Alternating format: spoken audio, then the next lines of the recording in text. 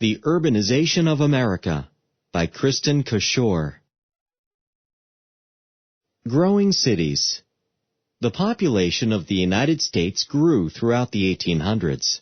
However, in the late 1800s, the changes that were occurring were not just greater numbers of people. Where and how people lived began to change too. Throughout its early history, the United States was largely a rural agricultural nation. In 1850, at least 85% of Americans lived either on farms or in rural communities near those farms. Farms were small, and most people could only raise enough food for themselves. It took a lot of work and a lot of workers to raise enough crops to supply nearby towns. In the late 1800s, people who had lived in the country all their lives started moving to the city. This moving from rural areas to cities, or urbanization, would change the United States dramatically. The country was becoming a nation of city dwellers. But why were people moving? People were moving to the cities for jobs. In the 1800s, mechanization revolutionized farming. Machines now did the work that people once did by hand. Mechanical plows, reapers, and milking machines made it unnecessary for farmers to hire as many workers. Farmers could plant more acres and milk more cows with less help. They could now feed far more people than ever before. This meant that there were suddenly a lot of farm workers without jobs. Cities were where jobs could be found. Factories were hiring great numbers of workers, and the growing populations needed services, from selling groceries to making clothes to sweeping streets. The availability of jobs in America's cities was noticed overseas, too. Between 1890 and 1910, more than 10 million immigrants flooded into the country. Never before had so many come to the United States in so short a period of time. Many who came from Europe and Asia were homeless or unemployed. Some were the victims of religious persecution, while others simply could not improve their lives because of rigid class systems. This burst of immigration contributed further to the rapid growth of the cities. There were jobs in the cities, but not an unlimited number. Immigrants were often willing to work for lower wages, which meant they often took jobs away from American workers. This angered many workers, and labor organizations and other groups often tried to keep immigrants from getting jobs or even from entering the country. The Know Nothing Party was a strong anti-immigrant force in American politics in the early 1850s. But job shortages and protesters were not the only problems in the expanding cities. People would soon have to face a wide range of issues as populations continued to grow. Promises and problems. The United States was seen as the land of promise by most immigrants.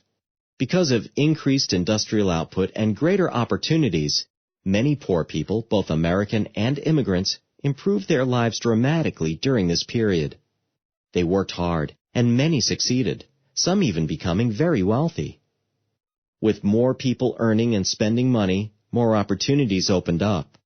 Stores expanded, and more products became available, creating more demand and more jobs. America became the most productive nation in the world.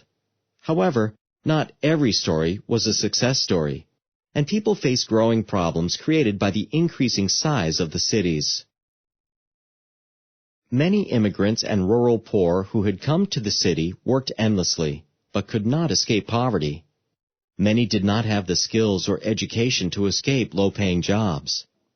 As more and more immigrants arrived, housing became difficult to find.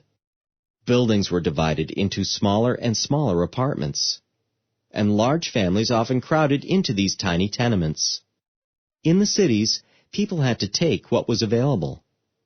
New tenement buildings were built rapidly as the need for housing continued to increase. Many were poorly constructed. Some lacked heat, and some even lacked windows. Cities were growing so fast that there were few services in place to take care of such things as garbage removal, and soon city streets and rivers were filthy and unsafe. There were also few parks and few places children could play. and there were not enough police or firefighters. The cities were becoming dangerous. Because so many people were living so close together, diseases spread quickly. The tenement buildings were the worst places for disease, but because of the filth in the streets, disease soon affected everyone, rich and poor alike. Epidemics, or rapid spreading of polio, tuberculosis, smallpox, cholera, and typhoid fever killed thousands of people. In the South, thousands died from yellow fever. In 1918, an outbreak of influenza killed more than 500,000 Americans. Clearly, something had to be done. People helping people. Individuals, organizations, and city and federal governments worked hard trying to solve the problems as soon as they arose. Well-known organizations such as the YMCA, YWCA, and the Salvation Army were active in American cities in the late 1800s. Immigrants created mutual aid societies, where those who had succeeded welcomed and aided others coming from their respective homelands. Public health was a concept that was growing along with the cities. City governments began working to clean up the streets. In 1870, Congress organized a national health agency. Immigrants who passed through the reception center at Ellis Island in New York Harbor in the 1890s were checked for contagious diseases. Those who were ill received treatment before being allowed to move into the cities. In New York City, Dr. Joseph Kinyoun set up a laboratory in 1887 so he could study cholera and other contagious diseases that were killing so many people. In 1891, Kinyoun moved his laboratory to Washington, D.C. Congress funded research and new facilities, and in time, the small laboratory grew into the National Institutes of Health. Jane Addams started her famous settlement house, Hull House, in Chicago in 1889. Some criticized her methods, but many people appreciated and imitated her efforts to help poor immigrants. Jacob Riis, an immigrant from Denmark, published a book of photographs entitled How the Other Half Lives in 1890. The book's shocking images of conditions endured by the urban poor had a powerful effect. The work of Riis and other reformers resulted in the Tenement House Act, which was passed by the New York State Legislature in 1901. This law outlined much stronger safety standards for tenements. The problem of space. Efforts were being made to improve health and education. Many people were working to make life better for the poor and to create cleaner, prettier cities. But cities were still running out of space. People needed more than buildings to live in. They needed water, sewers, and garbage collection. They needed stores, doctors, and post offices. Cities had a limited amount of land on which to build. As urban populations increased, space became a real problem. What could be done? Building solutions. Two things occurred in the late 1800s that helped cities begin solving the problem of space. The first was the invention of the safety elevator. Elevators were not new, but they were initially used to move products rather than people, because no one knew when they might fall. Then Elijah Graves Otis invented a braking system for elevators. If the cable holding an elevator broke, the brake would be activated, gripping the tracks on either side of the elevator. The stop was sudden and jarring, but it was better than dropping several stories. Now it was possible for people to ride safely in elevators. Otis invented the first passenger elevator in a 5-story department store in New York City in 1857. The second part of the solution was affordable steel. The Bessemer process for producing strong steel had been brought to the United States by Andrew Carnegie in the 1870s. So good steel was suddenly widely available. Stone had been used for many large buildings, but stone is heavy and hard to support. Steel is stronger and lighter than stone. Inexpensive steel, along with elevators, made possible a new type of building, the skyscraper. In a skyscraper, the walls are attached to a giant steel frame. Because the frame, not the walls, supports the building, skyscrapers could grow very tall. In 1871, the Great Chicago Fire destroyed Chicago's downtown area. A city that needed an entire new downtown seemed like a great place to build skyscrapers.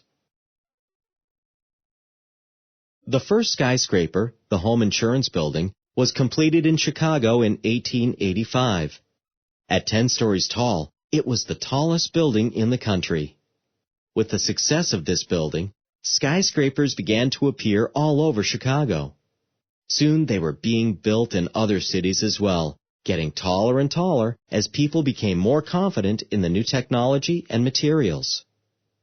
Water transportation was a key reason for the location and growth of many cities. But that meant that many cities had rivers running through or alongside them. The ferry boats carrying people across the rivers were getting crowded. In 1841, a German immigrant named John Roebling developed a method of weaving steel cables so that they could carry extremely heavy loads. Roebling was an engineer interested in bridge design, so he started thinking of ways these cables could be used to build better bridges. Large suspension bridges, bridges that are suspended or hung from massive overhead cables that were attached to tall towers, were a relatively new idea. Simple suspension bridges for people on foot had long been made with ropes. Before Roebling, no one had succeeded in creating stable, strong suspension bridges that could survive heavy traffic or even bad weather. Roebling solved the problem by combining his steel cables with new building methods he developed. Two of his first successes were bridges across Niagara Gorge at Niagara Falls, New York, and across the Ohio River at Cincinnati, respectively. His great masterpiece was the Brooklyn Bridge in New York. Sadly, he was injured on the building site of his great bridge and died a few days later. His son, Washington, completed the bridge. After he became ill, Washington was assisted in his work by his wife Emily. When it opened in 1883, the Brooklyn Bridge was the longest bridge in the world. Bridges helped solve traffic problems, but streets were still crowded, and most people still had to walk to work. So cities began to create new forms of public transportation. New York and Chicago built elevated trains that were supported by steel structures that held them 1 or 2 stories above street level. New York's elevated train opened in 1870, and Chicago's in 1892. Next, engineers began to consider going down, under the streets. Many cities began experimenting with ideas, but it was Boston, Massachusetts, that in 1897 opened the country's first successful underground train system, or subway. The rise of political machines. Improvements were being made, but cities still needed better streets, more housing, and better sewage disposal. Immigrants often faced prejudice and needed help finding jobs. City governments struggled to meet these needs, but change took time. Taking advantage of the situation, political machines were formed. A political machine is an organization of people who control votes to gain political power. Members of the political machines wanted to get certain candidates elected to city offices, so they promised immigrants that they would help them if the immigrants would vote for the candidates selected by the machine. Once elected, the machine-picked candidates did what the political machine told them to do, and helped other members of the machine gain power and wealth. A powerful political machine in New York City was Tammany Hall. Perhaps the most famous Tammany leader was Boss William M. Tweed. He was known for bribing leaders and cheating people out of money. It was not until he stole millions of dollars from the city, however, that he finally went to jail. Political machines also arose in Boston, Philadelphia, Pittsburgh, Chicago, and other cities. Although most political machines were dishonest and influenced by bribes, many immigrants wanted their help. They were glad that someone seemed to be taking their side. And some political machines did work to improve things. They may have hired only organization members or accepted bribes for contracts, but streets did get built, services were expanded, and jobs were created. But these things happened more slowly and at greater cost because of the corruption of the political machines. Cities then and now. The late 1800s and early 1900s was the period when the United States began to transform itself from a rural nation to an urbanized nation. It was also the period that gave rise to much of what we consider normal for big cities today, from traffic jams to skyscrapers. Much of what occurred during this time is still with us. The first department stores opened during this period, the first shopping catalogs came out, and streetlights began to line the roads. And today, city governments still struggle to keep up with city growth, and immigrants continue to arrive, looking for opportunities.